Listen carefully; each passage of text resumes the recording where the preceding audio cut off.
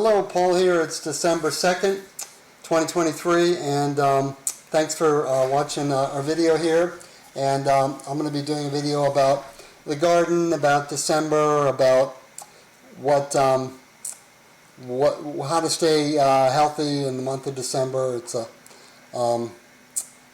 wonderful month, but you know, there's lots of challenges that come with December. There's the holidays, there's the drinking, the eating, all the rich foods, and the sedentariness of the month. It gets dark early, it seems to get light later, and we'll have the shortest day of the year on December 21st. But there are definitely challenges, and so but there are a lot of really good things about December. Visiting with family, children, grandchildren, etc. And it's going to be a great month. But I'm just going to show you and do this video on some of the things that I'm doing to really prepare to make it a great month, and planning ahead and preparing meals and things like that, so that I don't get stuck, with January coming and I'm super out of shape and super heavy, and that's what usually happens. But I'm determined that this year I want it to be better, I want it to be different. So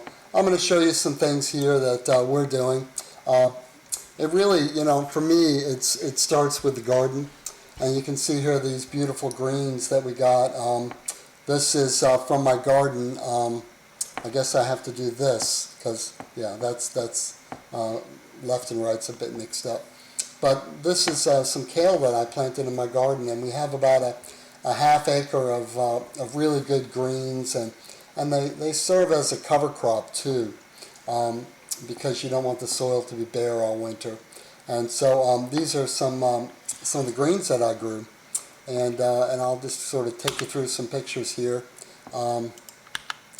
There's a close-up of the kale, and see, I've got some lettuce up here, and some kale, and lots of lettuce. Here in this picture we've got lettuce. These two rows in the middle right here are lettuce, and there's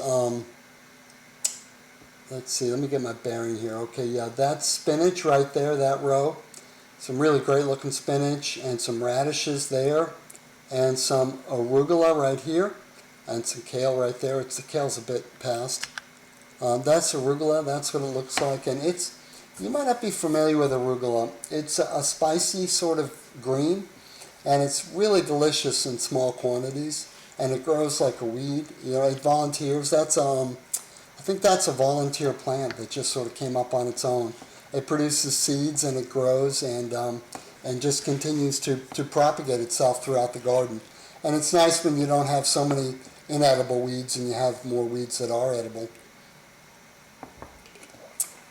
And you can see the oak leaf down here on the right, because all the leaves are falling and so forth. So that's a close-up of the spinach.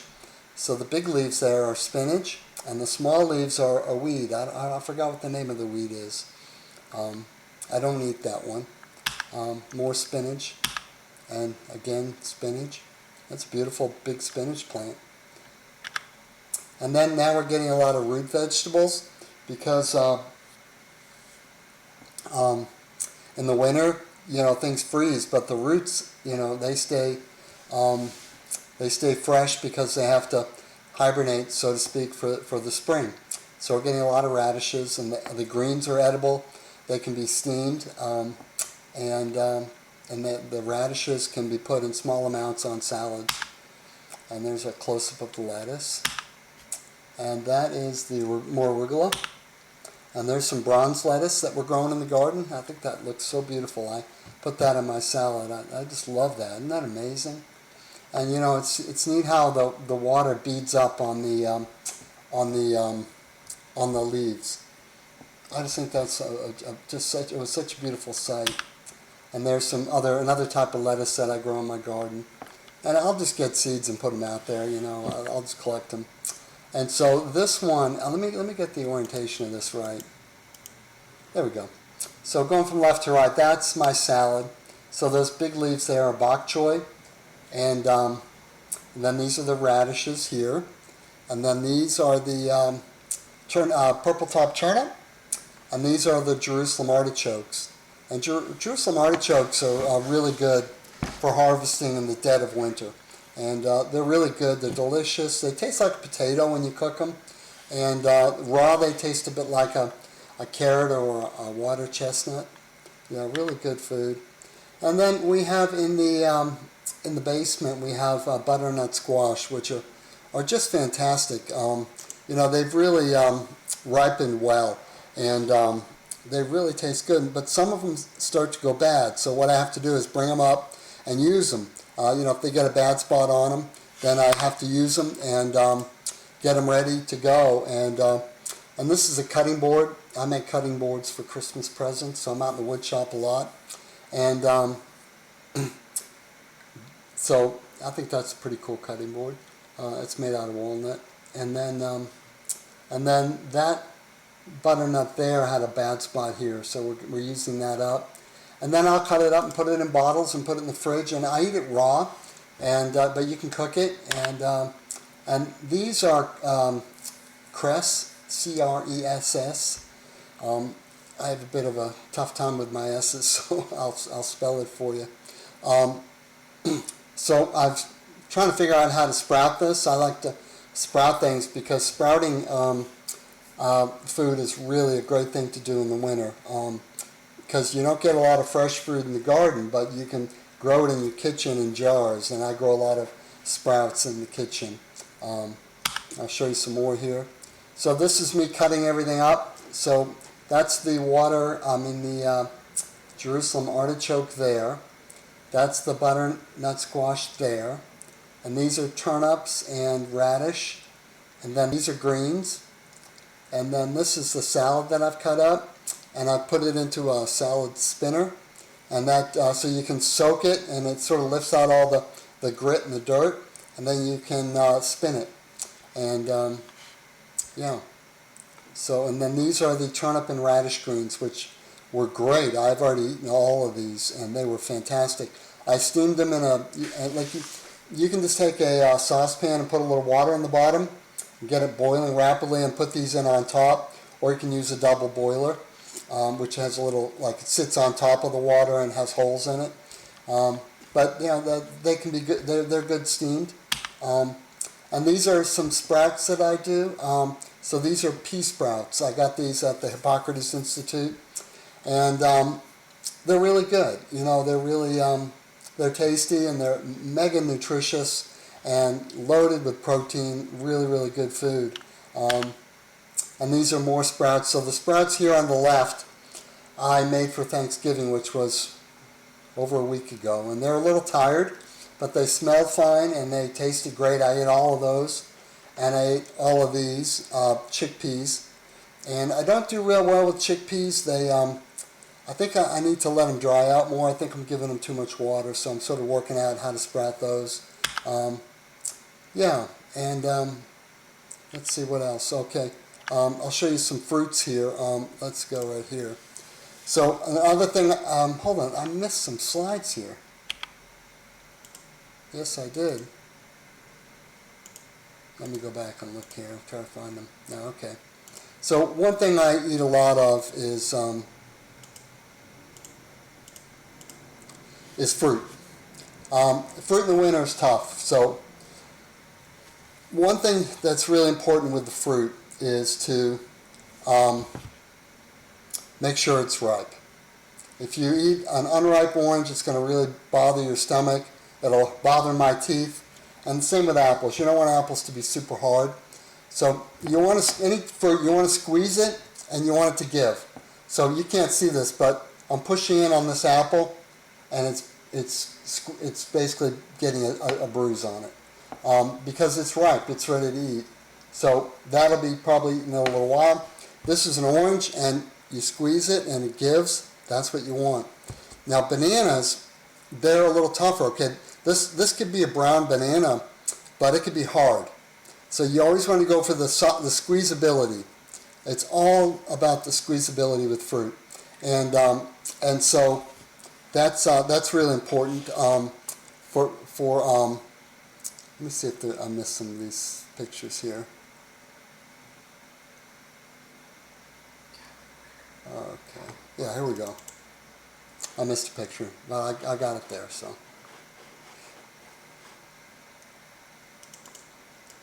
So the conventional fruits are apples, oranges, and bananas, okay? And you can get these in large quantities in December, but you might have to wait for them to get soft. It could take a week, because what happens is they like to pick the fruit when it's not ripe because it has a long way to travel. So, yeah. So let me look and see if there's, yeah, there's some more pictures. Okay, I'll grab the pictures from up here. I've got some more. Can't believe I left all these up here. Yeah, okay. So, fruit. So over here on the left is what's called chiku. Let me, hold on. Okay, right under my mouse there, chiku. Chikoo. And that's sapote. It's a naseberry is also the name for it. And they grow in Florida. My friend Steve grows them, and they're much better than you get frozen in the bag. But these are really good. And I think they're from India, and I buy them at Patel Brothers, and they're really good. And it's $3.50 for a bag. And I wolf down probably one bag a day, which you think that might be a lot of money, and you might say I can't afford that, but health is going to cost a little bit, but it pays off in so many other ways. And I can get more work done. I think more clearly than if I'm eating ultra-processed food. And then this is mame sapote, which is really great fruit. You can buy them in the stores around here, but they never really ripen the way they should. Well, they seldom do. It's about 50-50, and they're really expensive. They're $4 or $5 a pound, and then you're paying for the skin and the seed. But here it's just pureed mame sapote. And I buy this at Fresh and Fresh Market in Nashville, and they sell this at a lot of stores. And there's a brand name there which is hard to make out, but and then this one on the left here is on the right of these three is just organic cherries. Okay, they're raw cherries, and they're organic, and I get them at Kroger's, and you can find these at Whole Foods and Publix, but I can get the organic ones at Kroger's, and I really like them. And so, let's see. Okay, over here, let me see if I can find that other picture of. Oh, okay.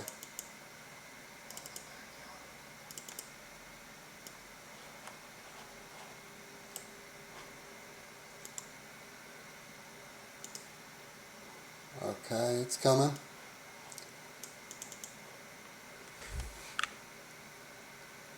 Okay, that's a better picture.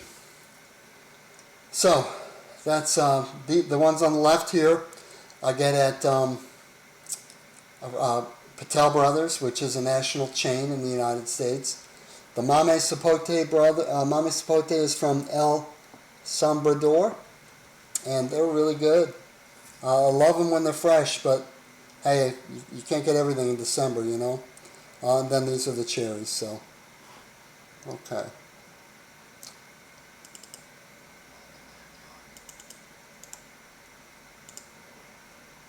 Alright, I got another picture here. Make it a little smaller, there we go. So, I make a salad out of these three ingredients. These are organic mukamame beans, organic corn, and organic peas right there. And so that makes, I mix them all, I defrost them, I mix them all together, and then I put them in this salad right here. And I put in there some garlic, fresh garlic, raw. This is a raw salad, by the way. A lot of chopped celery, turmeric, and some black pepper. And then, yeah. And then over here is a salad just with lettuce, arugula, spinach, carrots, turnips, radishes, etc. And that's really good. I had a lot of that tonight, and I'll save some for tomorrow. And I had a lot of this already today, and I'll save some of that for tomorrow. And And then this one here is a steamed, basically steamed radish. So it's turnip greens, which are in the radish family, and then radishes, which are also in the radish family. And so I put the roots, I chop the roots up and put them in the bottom of the pan and steam them first. And then I put the leaves in, chopped up leaves later, and then it makes a nice salad. And then I ate that whole thing. It was really good. And then this is me trying to stay active. You know, one of the challenges that we have in December is that the fields are closed and we can't play soccer. So we're down to once a week instead of twice a week.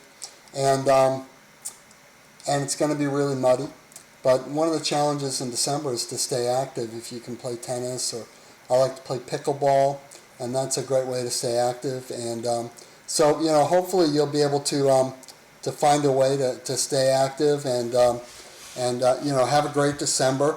And you know, when January rolls around and February, you know, I start to get out in the garden and you know, we'll start planting in late February. And it's just really good to try to be healthy. You know, so many of my friends are getting sick and are having problems, and so, you know, I've really had to train myself to stay away from the processed foods and the really rich foods with lots of fat and, you know, lots of sugar and lots of salt. And, you know, it has its challenges, but, you know, it pays off. You know, nothing is as good as healthy feels. Nothing tastes as good as healthy feels. And, you know, I don't remember how good it tastes the next day. I just remember, you know, how bad I feel. So, you know, I hope you have a great December. If you have any comments, put them in the comments below. And, you know, I hope you have a great plan for December. I'd love to hear your plans are to stay healthy and have a great December. So thank you for watching, and we'll stop it there. Oh, I'm back again. Sorry, I forgot to talk about sweets. So in December, we like to eat a lot of sweets, don't we? Like cakes and cookies and pecan pie. So the way I deal with the sweet cravings is the medjool date is a really good way to deal with sweet cravings. And, you know, it's got a lot of fiber in it. It's actually really healthy. So I buy these in 11 kilograms? Well, it's about $60 for 11 pounds, yeah. So it's about $5 or $6 a pound. And they're not organic usually, but the ones I get, but, whoops. They are good. And then another thing that you might not know about is the mulberry. And they make two different flavors. They make the black ones and the white ones. And these are really good. The price is on the back, $5.99. And I grow these in my yard, but in the winter, it's nice to have them, and they're really sweet. They're like candy. They're crunchy. They're really good. And for you moms out there that have kids, this is, you know, might be a little more expensive than Skittles, but they don't have the chemical dyes and the preservatives and all those things that other processed foods might have. And then this is a really good thing. It's a persimmon. They grow really well in Tennessee. I buy these. And then let's see, put that there. And then the other one, you know, is just the raisin. You know, there's many different kinds. This is a white raisin. It's a sultana. But they're really good. And there are different kinds. There's black raisins. There's the regular Thompson Grape raisin, which you can get at Kroger's, which is the main supermarket chain here in Nashville.